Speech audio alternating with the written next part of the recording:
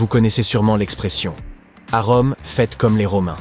Cela signifie qu'à Rome, vous devrez veiller à ce que votre poisson rouge dispose d'un bocal de luxe. Au Nigeria, n'osez pas apporter votre propre brouette. Et en France, on évite d'ajouter autant de mayonnaise que possible dans tous les plats. Et oui, les interdictions à travers le monde peuvent être pour le moins surprenantes. Numéro 1.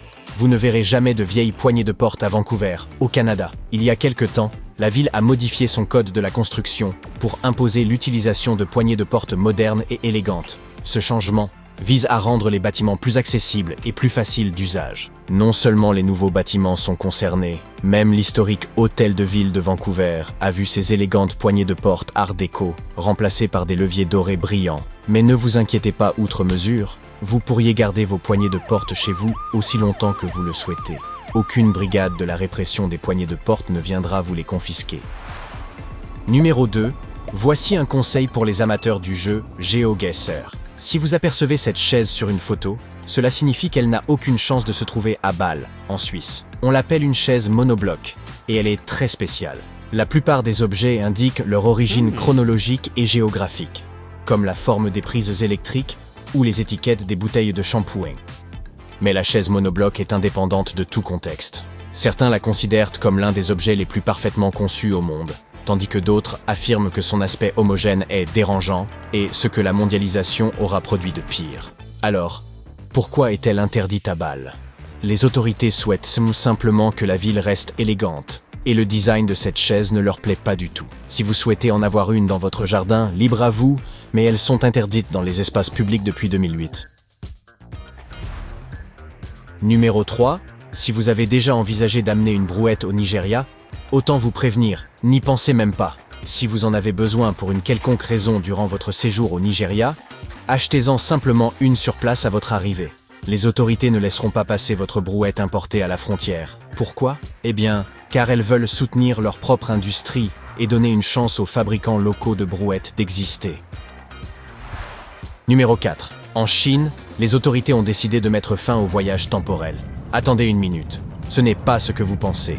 Aucune machine à voyager dans le temps n'a jamais été inventée. Cette interdiction concerne les séries et les films de fiction. D'ailleurs, ce n'est pas nouveau. La loi a été introduite au début des années 2010. Apparemment, le parti souhaitait préserver une forme d'authenticité et ne pas déformer certains événements historiques. Ils estimaient que de nombreux scénarios étaient un peu trop extravagants. Quitte à inventer des mythes, encourager les superstitions et aller à contresens de l'histoire officielle chinoise. Numéro 5. Les dosettes de café. Elles sont devenues très populaires car elles rendent la préparation du café si rapide. Toutefois, Hambourg, en Allemagne, ne semble guère apprécier ces dosettes. Il y a environ 8 ans, la ville a décidé d'interdire les dosettes de café en plastique dans les bureaux des services publics. Ces petites capsules sont fabriquées à partir de divers matériaux, qui en rendent le recyclage très difficile. Bien que ces dosettes de café puissent poser de nombreux problèmes, elles restent très prisées dans le monde. À vrai dire, elles connaissent un grand succès aux États-Unis et en Europe, et représentent une part importante du marché mondial du café. Hambourg espère montrer l'exemple en sensibilisant les gens au gaspillage engendré par ces dosettes. Numéro 6. Le chewing-gum. Il est interdit à Singapour depuis 1992. L'interdiction a été mise en place pour empêcher les gens de coller leur chewing-gum dans toutes sortes d'endroits insolites, comme les portes du métro, les cylindres de serrure et les boutons d'ascenseur. Les dégradations observées dans les transports auront été la goutte d'eau qui a fait déborder le vase. Cette interdiction a été instaurée après plusieurs incidents graves liés au chewing-gum dans les trains du Mass Rapid Transit, MRT, à la fin des années 80. Quelques farceurs mal intentionnés ont perturbé le fonctionnement des trains MRT en collant du chewing-gum sur les capteurs de porte, causant ainsi des perturbations dans les services de train. Et voilà, le chewing-gum a été complètement interdit. Juste une précision. Oui, les gommes à mâcher sont parfois prescrites pour des raisons thérapeutiques ou dentaires. Et oui, elles sont toujours autorisées. De plus, ne vous méprenez pas sur cette interdiction. Il n'est pas illégal de mâcher du chewing-gum à Singapour. Donc, si vous y allez en tant que touriste, vous pouvez en apporter un peu pour votre usage personnel. Ne le collez juste pas sous le joli banc du parc, d'accord? Ce qui vous causera de gros ennuis. Cependant, c'est de vous adonner à la contrebande de chewing-gum. L'Islande est numéro 7 dans notre hit parade des interdictions bizarres. En 1924, Reykjavik a décidé d'interdire les chiens pour empêcher la propagation d'un dangereux ténia. L'épidémie était sérieuse et causait toutes sortes de graves problèmes de santé. Mais ne vous inquiétez pas, les chiens sont de nouveau les bienvenus, tant qu'ils respectent les règles. De nos jours, à Reykjavik, les chats sont au cœur de la vie quotidienne. Ils se promènent partout dans les rues, comme s'ils possédaient l'endroit. Il est impossible de faire 2 pas sans croiser un petit matou en quête d'attention. Les chats de Reykjavik sont si populaires qu'ils ont même leur propre page Facebook. Les habitants les adorent, et certains gardent aussi même des friandises sur eux, juste au cas où. Et comme il y a peu de menaces pour les chats en Islande, rien ne les empêche de prospérer. Numéro 8. Les Philippines.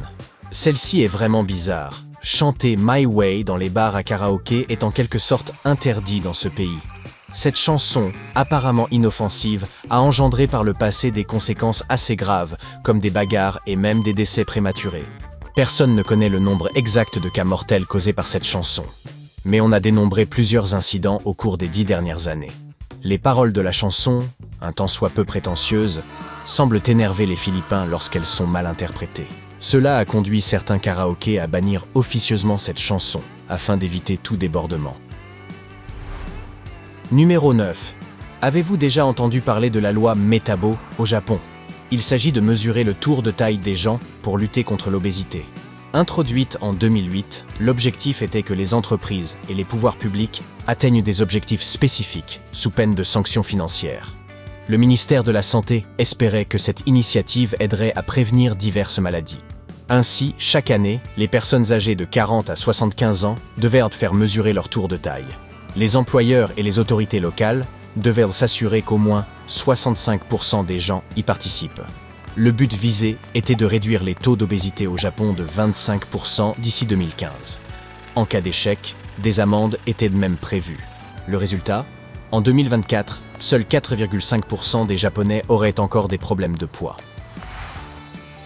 Numéro 10. Nous revoici au Canada.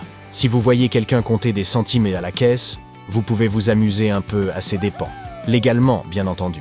Selon la loi sur la monnaie canadienne, il y a une limite au nombre de centimes qu'on peut utiliser dans une transaction.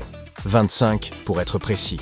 Donc, si quelqu'un essaie d'utiliser 26 pièces ou plus, vous pouvez jouer les justiciers et refuser la transaction. Confisquer leurs centimes en guise de preuve. Tant qu'à faire. Numéro 11. En France, contrairement à nos voisins d'outre-Atlantique, les condiments dans les cantines scolaires sont strictement régulés afin de rendre les repas plus sains pour les élèves. La mayonnaise, le ketchup et la vinaigrette doivent être servis en quantité limitée et toujours en fonction du plat. L'Italie, enfin. À Rome, il est interdit de garder ses poissons rouges dans un vieux bocal en verre traditionnel, car cela est considéré comme cruel en raison du manque d'oxygène. De plus, les garder trop longtemps dans un tel bol est susceptible de les rendre aveugles. La loi interdit également de donner des poissons rouges en guise de prix dans les fêtes foraines. Ainsi, si vous prévoyez de ramener un poisson rouge de Rome, assurez-vous de disposer d'un aquarium adéquat. Et merci pour votre attention. À la prochaine fois.